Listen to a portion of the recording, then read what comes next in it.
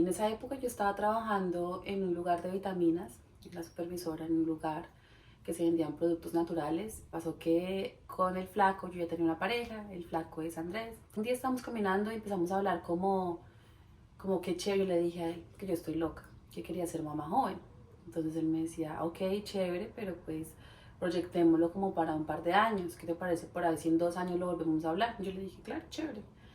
Y oh sorpresa que a la semana siguiente me hice una prueba de embarazo y me di cuenta que estaba embarazada. Ese día, de hecho, fue una amiga la que me dijo que ella me veía cara de embarazada. Yo le decía, ¿cómo se ve una cara de embarazada? No, es que los ojos te brillan, es que esto, lo otro. Me insistió tanto que de hecho ese día que me enteré que estaba embarazada fue porque ella llevó una prueba de embarazo a mi casa. Entonces yo le dije, ¿usted qué? O sea, ¿estás loca? Me dice, parce, tú estás embarazada. En esa época yo fumaba un montón, fumaba cigarrillo. Me dijo, pero es que yo quiero que te hagas la prueba porque si estás embarazada para que dejes de fumar. Efectivamente me hice la prueba de embarazo. Había una tía ese día, el flaco no estaba en el apartamento y la vimos entre las tres y habían 2 rayas así súper bien hechas y claro, estaba súper embarazada.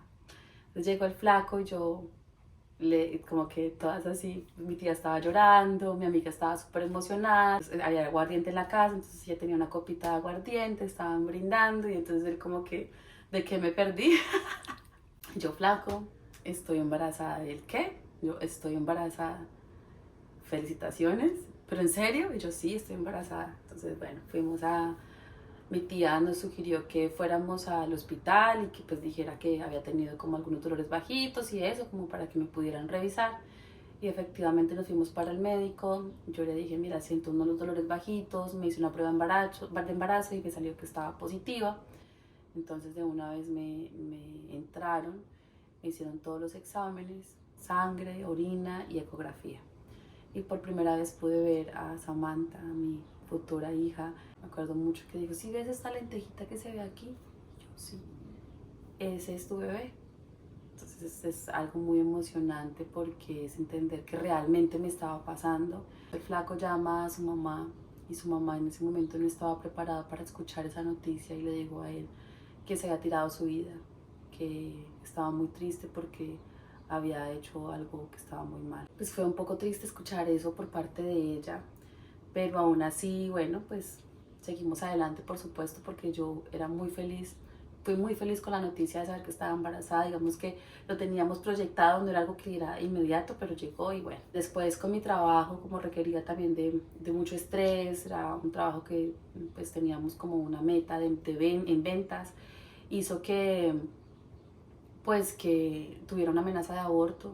Tuve mucho miedo de perder a mi bebé y con el flaco hablamos y tomamos una decisión de que lo mejor era que me retirara. No sabíamos en ese momento que uno podía pedir licencias y etcétera, pero pues como desde esa inocencia lo hicimos y decidimos que yo no trabajara más. Y a los 15 días él se quedó sin trabajo. Entonces fue algo muy duro para nosotros pensar en, ok, vamos a traer una vida a este mundo y qué le vamos a dar, cómo le vamos a sostener. Fue cuando decidimos vender nuestro carro para poder utilizar ese dinero para montar un restaurante. Entonces mi suegra me acuerdo que nos decía, no hagan eso, que se van a equivocar porque primero van a empezar a comerse las puertas, las llantas y un día se van a dar cuenta que ya no les queda nada.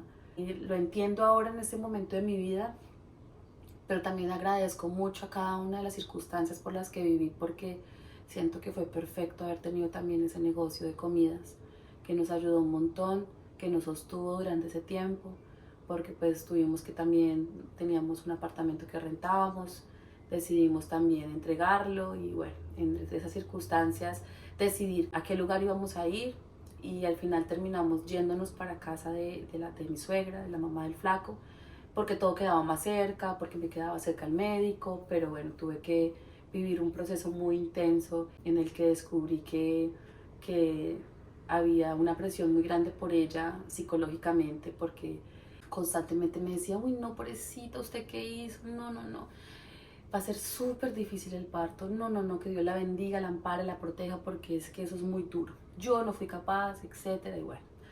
Y en otros momentos me decía como, pues, ¿qué hace tocando esa barriga? Debe ser tan ridícula.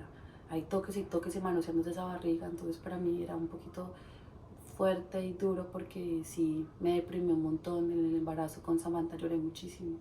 Los meses fueron pasando en la gestación, fue una gestación de verdad con muchas lágrimas, mucho dolor. No pensé que fuera a ser así y pues tampoco tenía como tanta información, era súper primeriza en tantas cosas y uno no lo entiende hasta cuando lo está viviendo. Y entonces pasó que ya cuando tenía 39 semanas fuimos al hospital con el flaco y me encuentro con un escenario de que hay un doctor con un poco de estudiantes practicantes en la misma consulta y desde ahí me doy cuenta que estoy, digamos, como en el mundo de la educación ahí, es decir, como que hay mucha gente esperando entender cómo es ese proceso y yo soy ese conejito de indias. Entonces el doctor lo que hace es que me rompe membranas, que es muy doloroso, saca su mano toda ensangrentada, que el flaco casi le da un infarto. Y me causó, eso dolió muchísimo, fue como sentir un pringonazo hasta la cabeza. Desde ahí mi cuerpo empezó a doler, a tener como contracciones. De hecho yo pensé que prácticamente ese día iba a tener a mi bebé, pero no pasó. Estaba en la casa con mi suegra, con mi cuñada, con las hijas de ella y empecé a tener como estas contracciones y esas contracciones, entonces me dicen como que tiene que irse ya para el hospital, pero yo decía, no, ¿no será que es muy rápido? Y ya no, váyanse ya, váyanse ya. Nos fuimos para el hospital, llegamos allá y yo sorpresa de que en la ecografía el doctor me dice, ella no va a nacer hoy porque está súper dormida. Y yo, bueno, me dice, váyase para la casita, vamos a programar de una vez un parto inducido, entonces vuelve el 3 de octubre, Samantha nació un 28 de septiembre, vuelve el 3 de octubre para inducirte el parto. Entonces me relajé completamente, yo dije, bueno, esto no va a pasar. Llegó una de mis tías, yo me crié con mi abuela y con mis tías, mi abuela fue la mamá, que ella cumplió todo ese rol de mamá y mis tías se volvieron mis hermanas, así fue mi núcleo familiar. Entonces una de ellas fue a casa de mi suegra y me dijo, no, ven, vamos, te cuidamos en la casa, te consentimos, pues que te vas a quedar acá, pues que estábamos con el flaquito solos y el flaquito estaba muy cansado, entonces de hecho yo lo desperté y le dije, me voy para donde la abuela. Entonces me dijo, bueno, cogí un par de cosas, me fui, llegué a la casa y la abuela me dice como, ¿y sus papeles? Y yo, ¿para qué los papeles? Pues por si hay una emergencia, porque si van a hacer su bebé, entonces ¿qué vamos a hacer? Si van a hacer Samantha. Entonces yo le dije, no, yo no traje nada porque a mí me dijeron que volviera el 3 de octubre. No, va ya mismo y llama a Andrés y le dice que por favor le mande una fotocopia de la cédula. Lo llamé, me mandó la fotocopia de la cédula y ese era mi único documento que tenía de, pues que era yo, ¿no? A las 11 de la noche me acosté con mi abuela y entonces ella en un momento me despierta y me dice, yo creo que hoy sí van a hacer Samantha. Yo, ¿por qué? Me dice, porque te llevas quejando ya tanto tiempo y yo estaba haciendo la cuenta y es porque ya, esas ya son las contracciones. Entonces ella me dijo como vámonos para el hospital. Entonces ya con la experiencia que había tenido antes dije no quiero esperar un poco más. Pero efectivamente ya empezaron a ser cada vez más seguidas, más dolor. Al ser madre primeriza cualquier dolor pues para uno es un top altísimo. Entonces yo dije no, ya van a ser. Eso fue toda una odisea llegando, llamando al flaco. El flaco me contestó dormido, nunca, no entendió en esa llamada que yo iba para el hospital. Él me contestó dormido, entonces yo suponía que él ya iba con la pañalera, con todo lo de la bebé, pero no. Llegamos y efectivamente la cédula fue con la que me permitieron la entrada. Y esa experiencia la viví con mi abuela, fue muy intenso porque pues te quitan toda la ropa, primero te hacen el tacto, te dicen cuánto tienes de dilatación y te dicen que ya te van a dejar. Entonces fue como quitarme la ropa, la trenza que ella me hizo y como saber que me iba a entrar a un lugar desconocido porque pues todo el mundo queda afuera y esa despedida es como algo que me impactó un montón, que es verla a ella ahí despedirse con sus ojos llorando y diciendo como tú lo vas a lograr. Llegué al lugar donde están varias mamitas, éramos 6 madres pariendo y encontramos un escenario en que la doctora ginecobstetra y el anestesiólogo estaban discutiendo. Entonces había una tensión muy fuerte, yo no entendía qué pasaba porque recién estaba llegando. También en mi desconocimiento de esa época quería que me pusieran la epidural porque ya estaba sintiendo mucho dolor, pero entre la discusión que ellos tenían hizo que nunca me pusieran la epidural porque de hecho el anestesiólogo se fue. Y agradezco ahora que lo entiendo el daño que hace en una mujer la epidural, pero y también en el bebé o la bebé. Pero pues en ese momento ese era mi deseo de poder tener esa anestesia pues para evitar tanto dolor, porque duele muchísimo. Yo me acuerdo que yo me jalaba el cabello del dolor tan impresionante que sentía porque no sabía cómo poder controlar eso en mí. También estaba muy asustada porque una cosa que te dicen a ti es que tú no puedes gritar, tú no puedes hacer mucha bulla porque no te atienden. Entonces como la situación estaba tan tensa, yo sentía muchísimo dolor, pero era algo que trataba como de comerme el dolor y trataba de quejarme pasito y lloraba y me jalaba mucho el cabello, eso es lo que más me acuerdo. Tenía una trenza y me la jalaba un montón para poder lidiar con ese dolor que era tan fuerte. Tampoco sabía respirar, entonces en unos momentos cuando me llegaban los dolores tan seguidos, porque como que salía uno del dolor y cuando de repente, puff, se vuelve y se viene el otro, y entonces yo era respirando muy agitado, muy fuerte, y eso hizo que me vomitara. Y la doctora estaba bravísima porque había vomitado, decía que lo que le faltaba, o sea, ya no sé si no decir groserías y tratarnos mal a nosotras. Y pues es muy tenso cuando tú estás en ese proceso de labor de parto, de que haya también tanta presión psicológica a través del personal médico. Pero yo digo que gracias al universo, a Dios, a todas las energías maravillosas que nos habitan, nos acompañan, contamos ese día con unos enfermeros maravillosos. Y había uno en particular que también recuerdo un montón, que él cada vez que esta señora doctora se ponía histérica y nos trataba mal o nos ofendía, él se acercaba y nos hablaba en el oído. Y entonces a mí él me hablaba y me decía, tranquila, no te preocupes, todo va a estar bien, solo ha sido un mal día, pero no te preocupes, lo estás haciendo muy bien. A veces pasa, tienes que respirar más tranquilo. O sea, todo fue gracias a ese enfermero que me hablaba al oído. Y llegó un momento en el que ya los dolores eran muy intensos. Y fue como que ella me hace un tacto y me dicen, porque el enfermero le dijo, yo creo que ya es hora de tacto. Entonces ella me hizo el tacto y dijo como que no, si eso todavía le falta por lo menos 1 centímetro más. Y él se dio cuenta que yo ya estaba prácticamente lista. Entonces él se acercó al oído y me dijo, mira, yo siento que tú ya estás lista, pero mi consejo, mi sugerencia es que pujes. Los primeros pujos son tuyos, pero te vas a dar cuenta que en un momento tu cuerpo empieza a pujar por sí solo y es cuando ya es inminente el nacimiento de tu bebé. Así hice. Empecé a pujar, cuando venía la contracción, pujé y en el segundo pujo fue algo increíble porque salió un chorro inmenso, eso como de unos 3 metros, así impresionante, me acuerdo un montón, que fue cuando rompí placenta. Y ya después de eso, mi cuerpo empezó a pujar solo, era incontrolable, o sea, él pujaba maravillosamente mi cuerpo. Fue cuando todo el mundo empezó, parto, parto, parto, urgencia, urgencia, parto, porque claro, en ese momento con los pujos ya se vio la cabeza y ya ella fue que se dio cuenta que ya el nacimiento estaba a punto de llegar, mientras me iban trasladando de lugar a la sala de cirugía y cambiándome como de la camilla. Recuerdo mucho porque te van aquí como tomando notas y eso, y la hora exacta, entonces son las 6:40 y Samantha nació a las 6:44, entonces fue como prácticamente mi labor de parto durante ese tránsito hasta la sala de cirugía.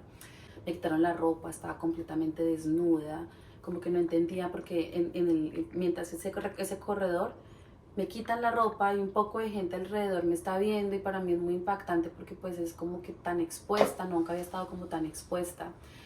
Y llegamos al momento del cambio de camilla a la cama, pues a la camilla de cirugía, y en una de esas hay un pujo y se me va un pie y la tipa me pone el pie durísimo y me dice que se quede quieta y me lo pone tan duro que de hecho tuve morada esa parte y súper lastimada pues de su reacción. Todo el tiempo fue un lenguaje muy abusivo. Bueno, yo seguí pujando, me hace el corte que ella me hace, me lo hace hacia el lado de una nalga. Bueno, nació mi bebé y tan pronto nació mi bebé, ya me la pasan, la veo.